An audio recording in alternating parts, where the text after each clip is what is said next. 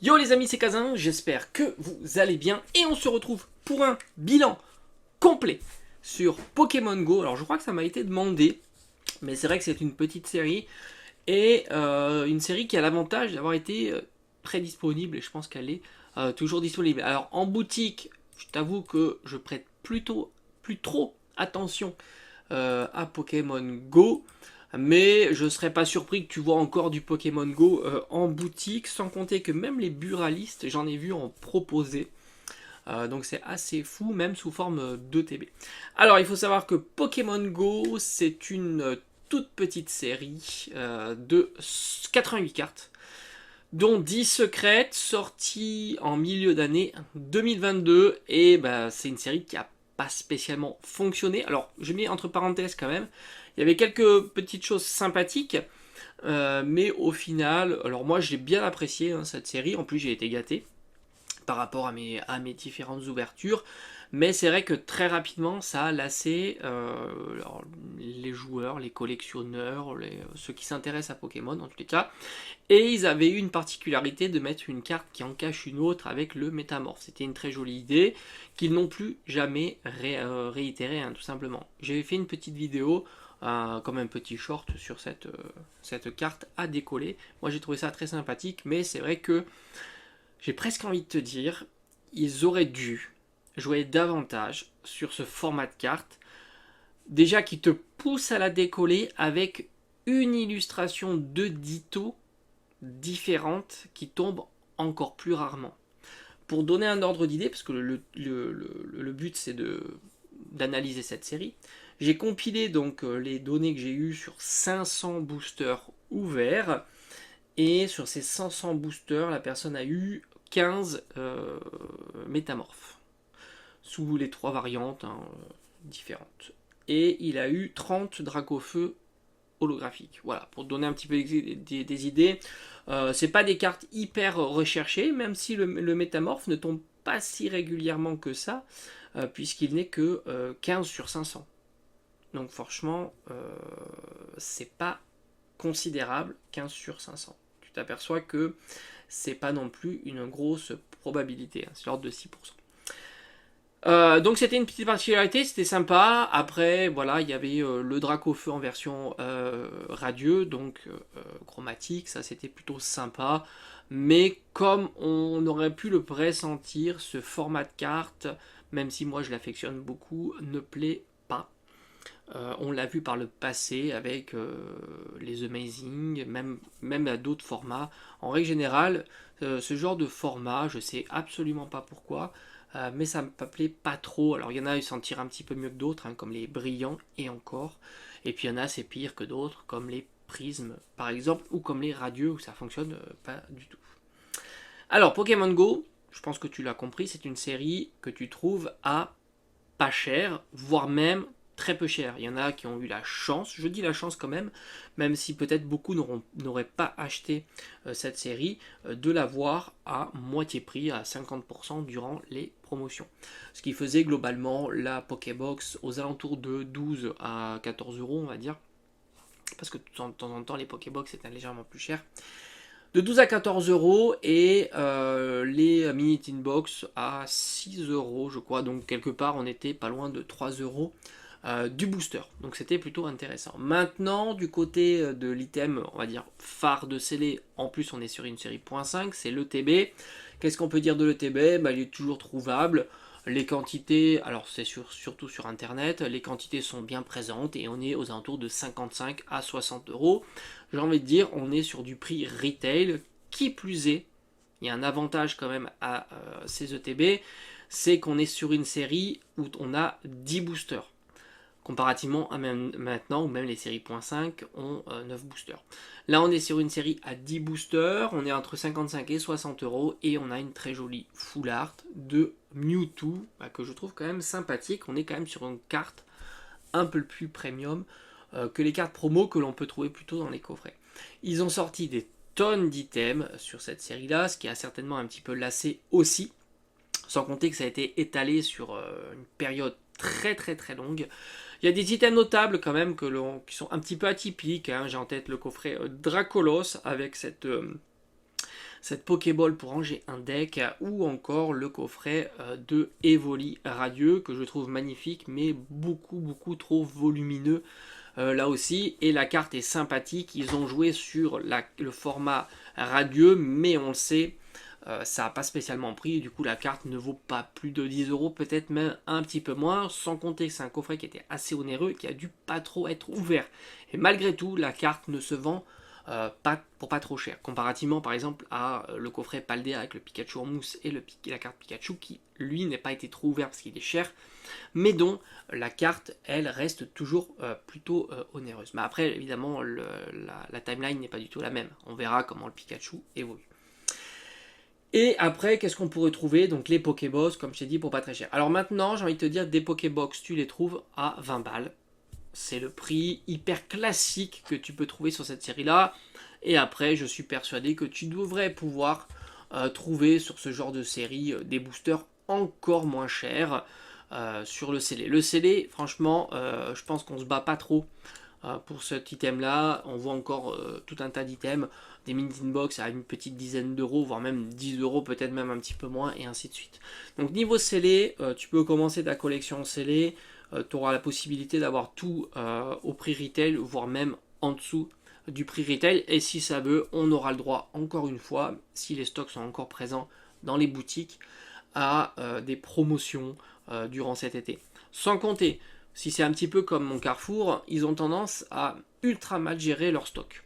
Du coup, ils se retrouvent à faire des inventaires pour les soldes et se dire ah bah tiens j'ai une palette de Pokémon Go, qu'est-ce que je vais en faire? Eh ben je vais la déstocker.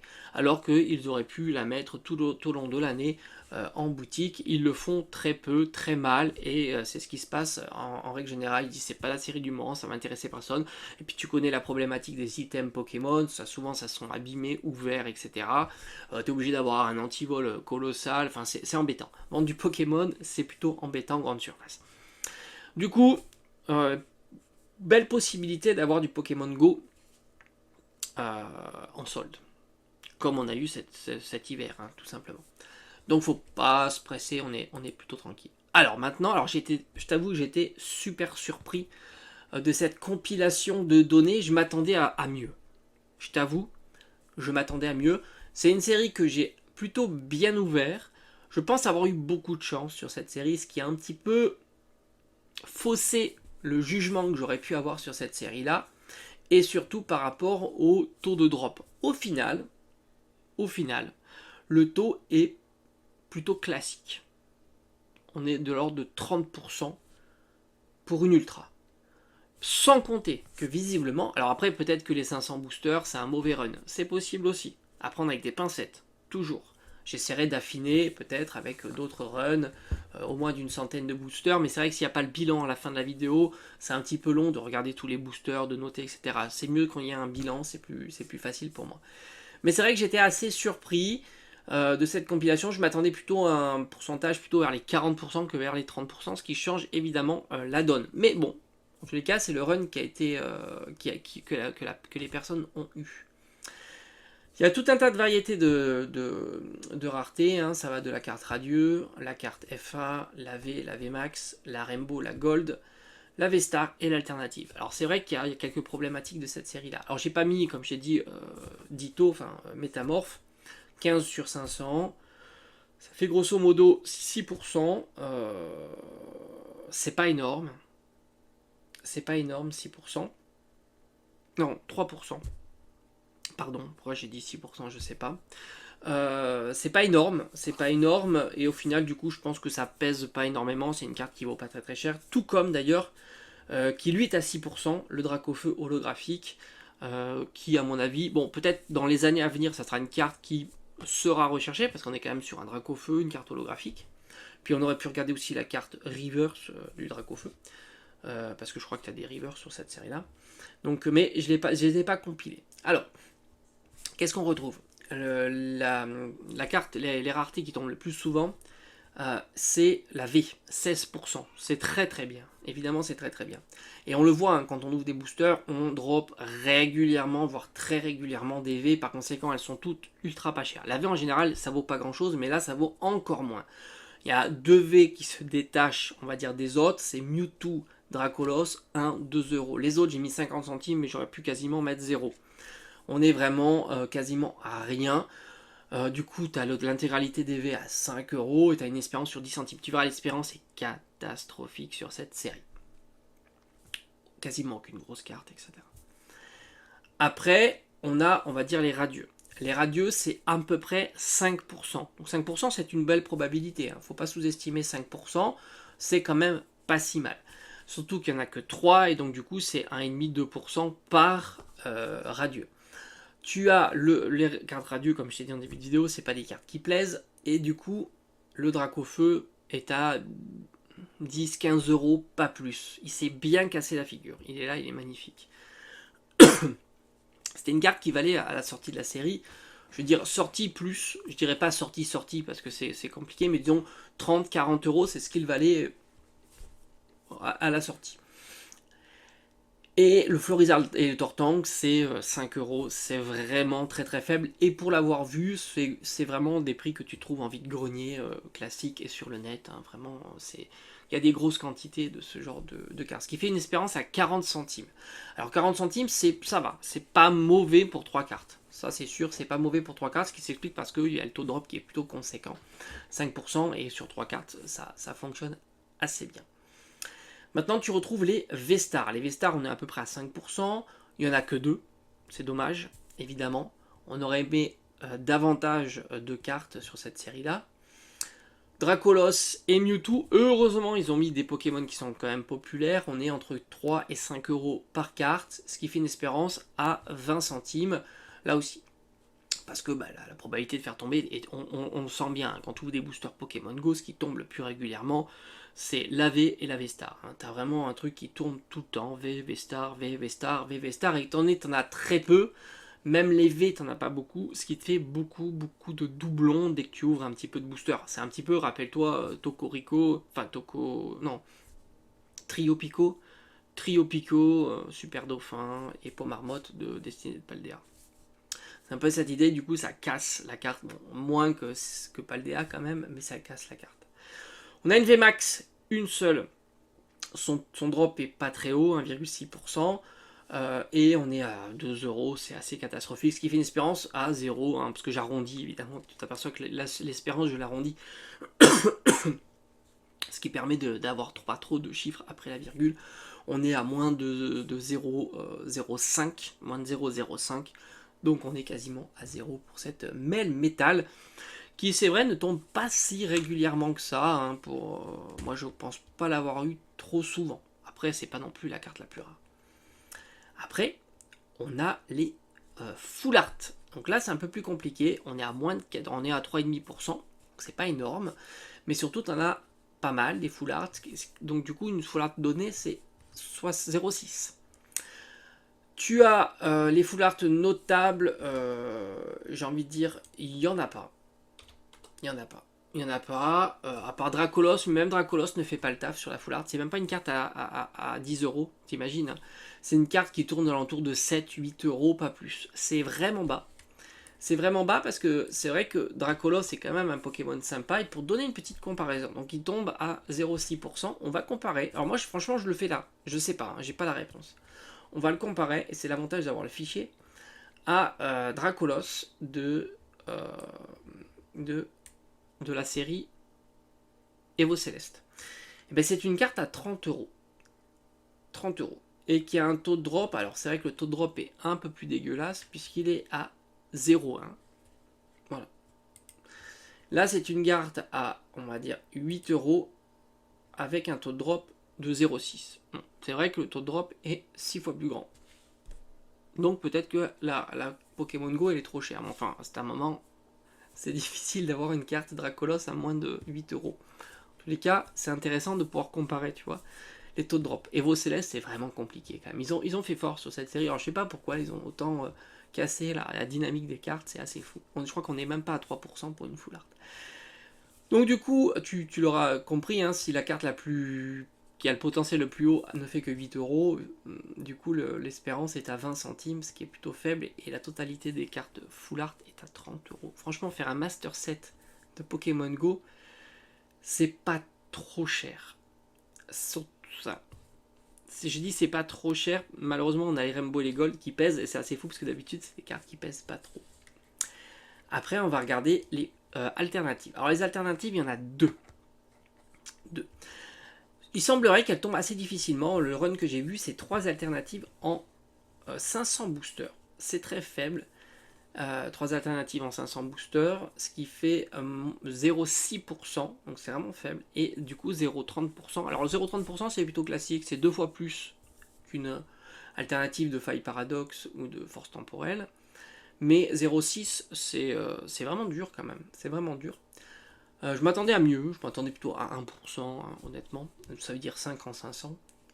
Après il a peut-être eu un mauvais run, hein, c'est pas impossible aussi. Le Mewtwo est à 35€. Ouais, c'est très très faible. C'est une carte qui n'a fait que de se casser la figure. Et le Beto Chef est très faible, mais bon, à la limite, Beto Chef, ça me surprend pas. Rappelle-toi le Duralugon, non pas Duralugon, Dunaconda allongé sous son frigo, enfin frigo, mais le chauffage, qui vaut même pas 10€. Donc on a vu des alternatives vraiment ras des pâquerettes. Mais un Mewtwo alternative, qui plus est, c'était la carte iconique de la série. C'était la grosse carte de la série, elle l'est plus maintenant. Voir qu'elle tombe à 35€, c'est vraiment bas, c'est une halte, ça tombe pas si facilement que ça, c'est une jolie carte, c'est un Pokémon populaire. J'ai rien compris. Mais bon, c'est comme ça, et on est à une espérance de 10 centimes, ce qui est tout petit évidemment pour ce format. D'habitude, c'est un format, on est au moins à 50 centimes, 80 centimes, 1€. Ce qui explique que l'espérance est catastrophique sur cette série-là. Ce qui en fait une vraie grosse particularité, vraiment. Ça, c'est vraiment à noter, vraiment. Heureusement, pour la série, comme je t'ai dit, l'espérance de la halte est vraiment catastrophique. C'est presque une exception. Heureusement qu'elle se rattrape fortement sur les Gold Rainbow. C'est le point fort de la série. Alors, autant te dire que si toi, tu n'aimes pas ce format-là, ouvrir, c'est compliqué. Parce que tu ne seras pas satisfait de faire tomber ce type de rareté. C'est assez clair. On est, alors là c'est plutôt pas mal, puisqu'on a pratiquement 300€ de cartes. On a des cartes qui tombent quand même assez bien, puisqu'on est à pratiquement 3%. Il y en a 10 quand on est à peu près à 0,3% par carte. On a la carte la plus chère qui est le Mewtwo Rainbow, qui tourne aux alentours de 60€. Et le Mewtwo Gold à 40€. On a même les modules, enfin les objets Gold qui sont l'ordre de 10-12€.